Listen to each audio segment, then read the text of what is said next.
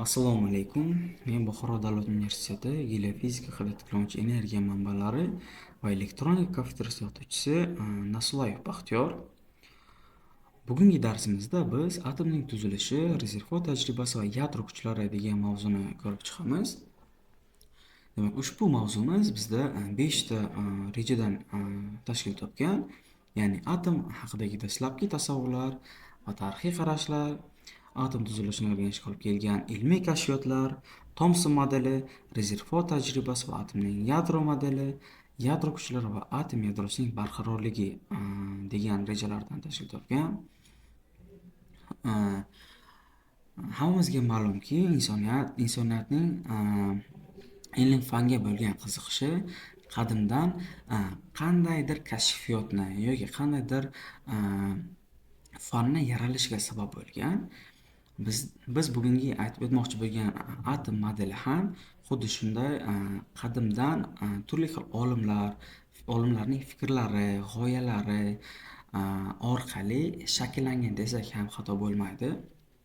Demak, atom modeli haqida birinchi bo'lib qadimgi Yunon faylasufi Demokrit moddiy dunyoning tuzilishi haqida chuqur falsafiy xulosaga kelgan. Ya'ni ushbu olimimiz atom modelini yaratish uchun poydevor hosil qilgan desak ham mubolag'a bo'lmaydi.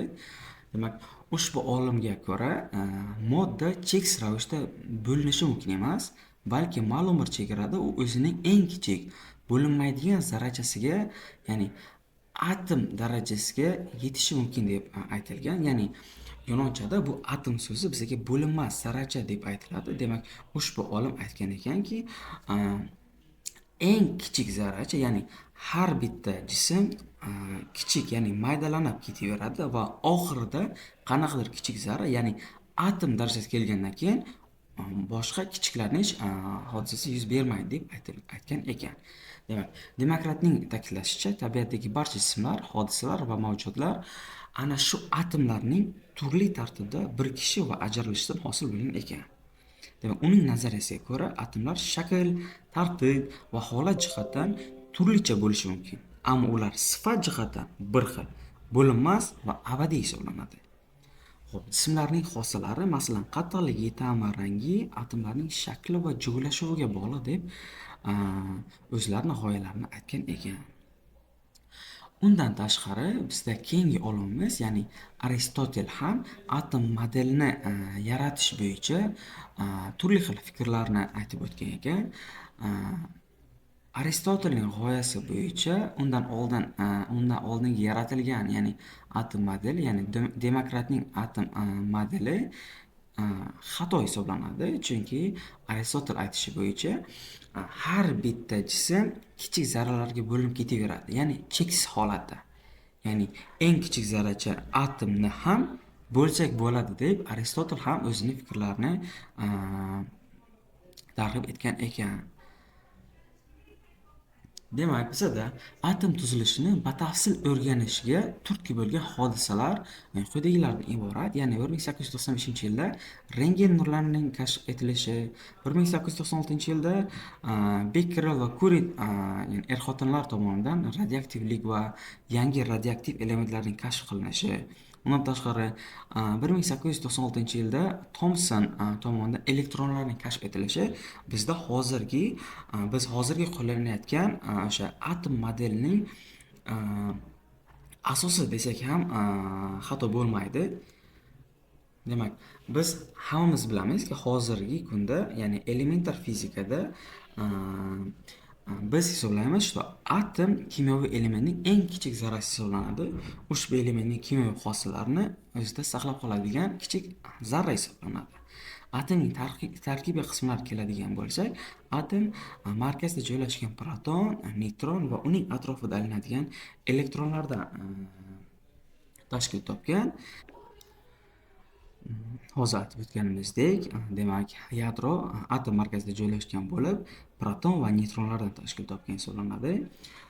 Proton o'z navbatida musbat zaryadga ega va neytron zaryadsiz zarracha hisoblanadi.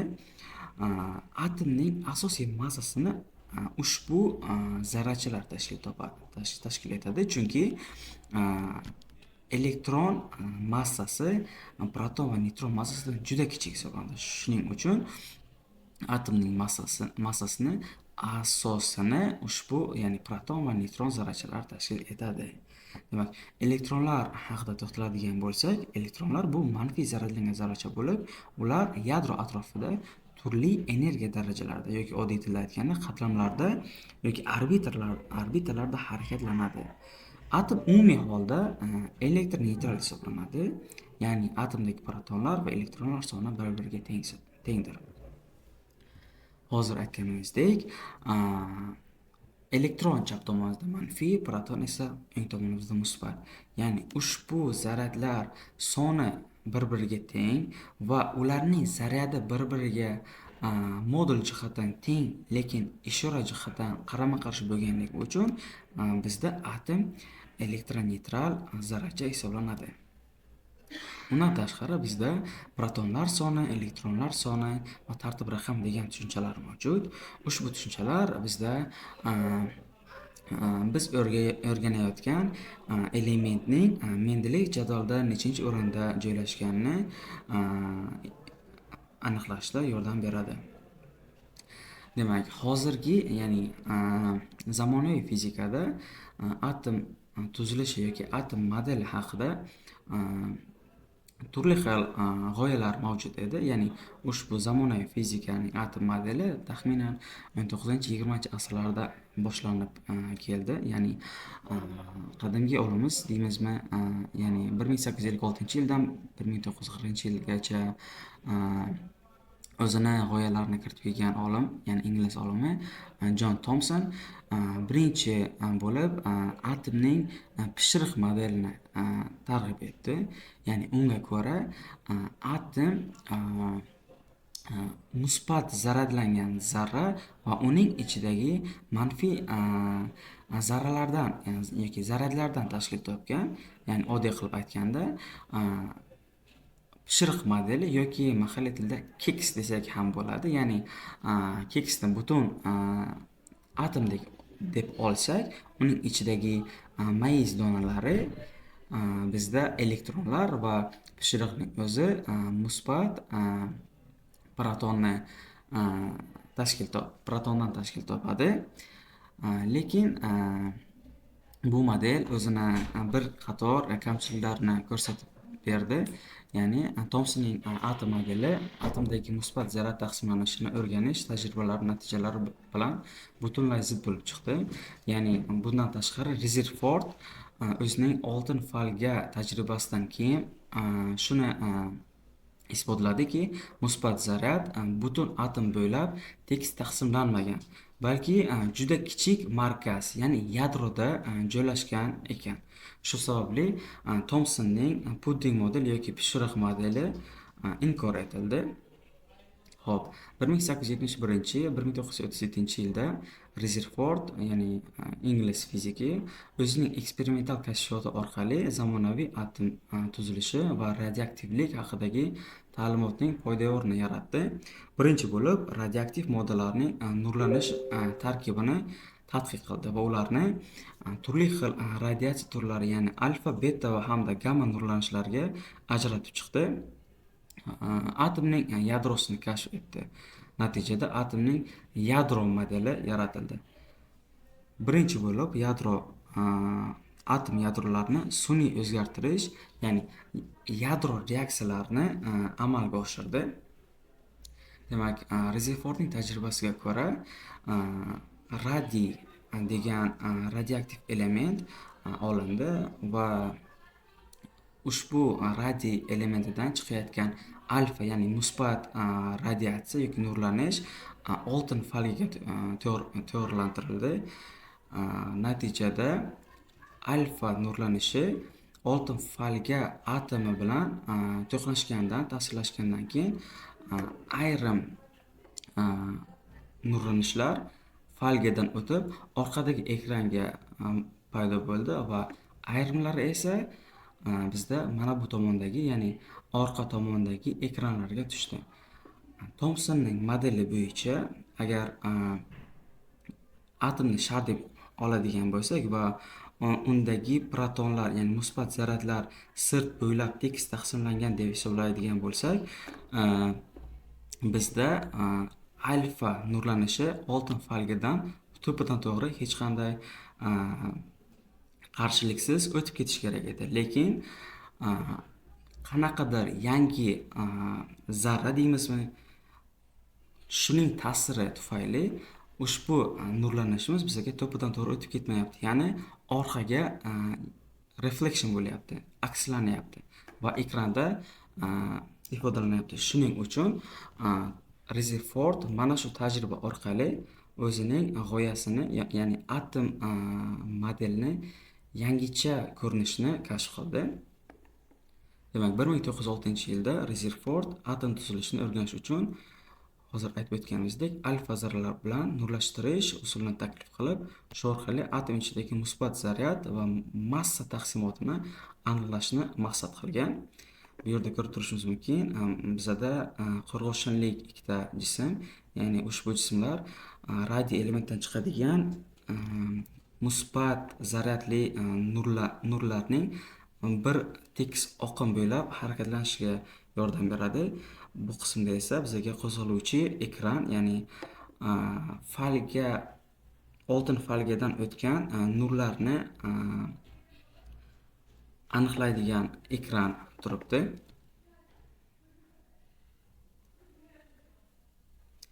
Alfa zarralari oqimi oltin falga ishtirokisiz va unga qo'yilganda ekrandagi olingan suratlari mana bu chap tomonda ko'rsatilgan har bir chaqnash alfa zarraning ekran bilan to'qnashuvi natijasida yuzaga keladi. Tajribalarning davomida Rezerford va uning yordamchilari alfa zarralarning bir qismi o'zining dastlabki yo'nalishida va ancha katta burchakka og'ishini, undan tashqari kichik bir qismi esa falgadan qaytishini aniqladi. Bunga sabab shuki, radiy elementdan chiqayotgan musbat nurlanish, musbat zaryadli nurlanish oltin falgadagi, ya'ni atomining markazida joylashgan proton bilan ta'sirlashish orqali vujudga keldi.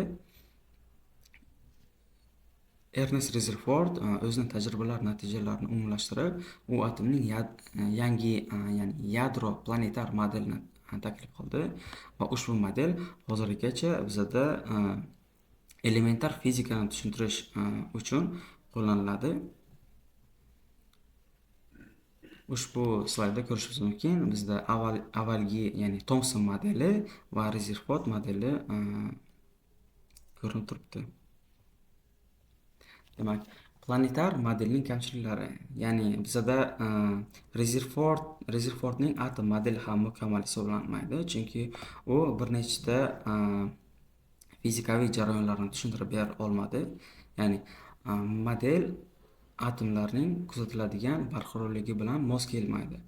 Bu tanqid asosan Rezerfordning planetar modeliga qaratilgan edi.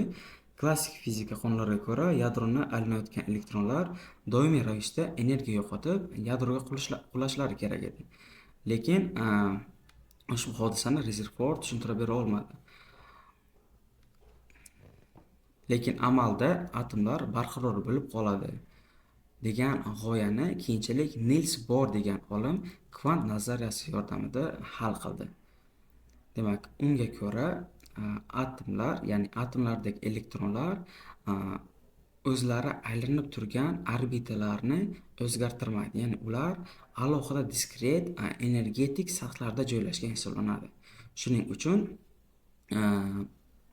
Rezerfordning atom modeli ushbu isbotlar orqali hozirgacha fizika darsliklarida o'rganilib kelinadi. Oldin aytib o'tganimizdek, protonlar va neutronlar massasi atom massasining asosiy qismi hisoblanadi, chunki ularning massasi elektronlar massasidan 1000 marta yoki 10000 marta katta hisoblanadi.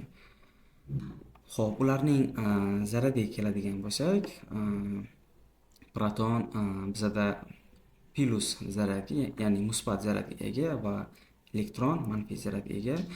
Ushbu proton va elektronlarning soni teng bo'lganligi uchun bizada atom neytral zarracha hisoblanadi.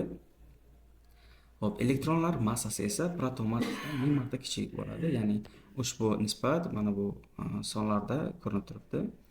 Elektronning massasi proton va neutronlarga nisbatan ancha kamroq. Shu ma'lumotlar atomning tuzilishi va zarralar orasidagi massa farqlarini tushunishga yordam beradi. Demak, bundan tashqari bizda atom modelini tushunib yetish uchun yadro kuchlari degan g'oyalar ham mavjud. Bu atom yadrosidagi zarralar, ya'ni protonlar va neutronlar birgalikda nukleonlar, ya'ni orasida ta'sir etadigan maxsus kuchlar hisoblanadi. Ularning asosiy xususiyatlari quyidagicha, ya'ni juda kuchli, qisqa masofali va universalligi orqali farqlanib turadi. Juda kuchli, ya'ni ular elektromagnit kuchlardan ham ancha kuchli hisoblanadi. Qisqa masofali, ya'ni faqat 10⁻15 metr tartibdagi masofada ta'sir qiladi. Universalligi proton, neutron va proton-neutron juftlariga bir xil ta'sir qiladi. Yadro kuchlari bu tortish kuchlari bo'lib, ular nukleonlarni atom yadrosi ichida birga ushlab turadi. O'rtacha masofasini hozir biz aytib o'tdik. Ya'ni ular juda kichik masofalarda bir-biriga haddan tashqari yaqinlashganda itarilish xususiyati boshlanadi ular o'rtasida. Agar ular bir-biridan juda ko'p uzoqlashsa, ular o'rtasida bir-biriga tortishish kuchi hosil bo'ladi. Demak, yadro kuchlari bu elektr kuchlari emas, chunki ular faqat protonlar o'rtasida emas, balki elektr zaryadiga ega bo'lmagan neutronlar bilan ham ta'sirlashadi. Shuningdek, ular gravitatsion kuchlar ham emas, chunki tortish kuchi juda kuchsiz bo'lib, yadro miqyosida kuzatiladigan ulkan ta'sirlarni tushuntirib bera olmaydi. Asosiy xususiyatlari, ya'ni zaryaddan mustaqilligi, yadro kuchlari proton va proton, neutron va neutron, proton va neutron juftlariga bir xil kuch bilan ta'sir qiladi. Tabiat jihatdan yangi kuch turi ularni na elektr, na gravitatsion kuchlar bilan izohlashi mumkin. Ular alohida fundamental o'zaro ta'sir kuchi, kuchli yadroviy o'zaro ta'sir hisoblanadi. Yadro kuchlarining ta'sir sohasi biz hozir aytib o'tganimizdek 10⁻13 va 10⁻15 metr masofalarda seziladi. Ularning intensivligi elektromagnit kuchlardan bir necha barobar katta. Protonlar musbat zaryadga ega bo'lganligi uchun ular o'zaro kuchli elektrik itarilish kuchi ta'sirida bir-birini uzoqlashishga intiladi. Shunga qaramay, yadro kuchlari shu ulkan itarilish kuchini yengib, protonlarni hamda neutronlarni birgalikda atom yadrosi tarkibida ushlab turadi. Ushbu kuchlarning mavjudligi tufayli yadro barqaror bo'lib qolaveradi va modda tuzilishining asosiy poydevorini ta'minlaydi. E'tiboringiz uchun rahmat.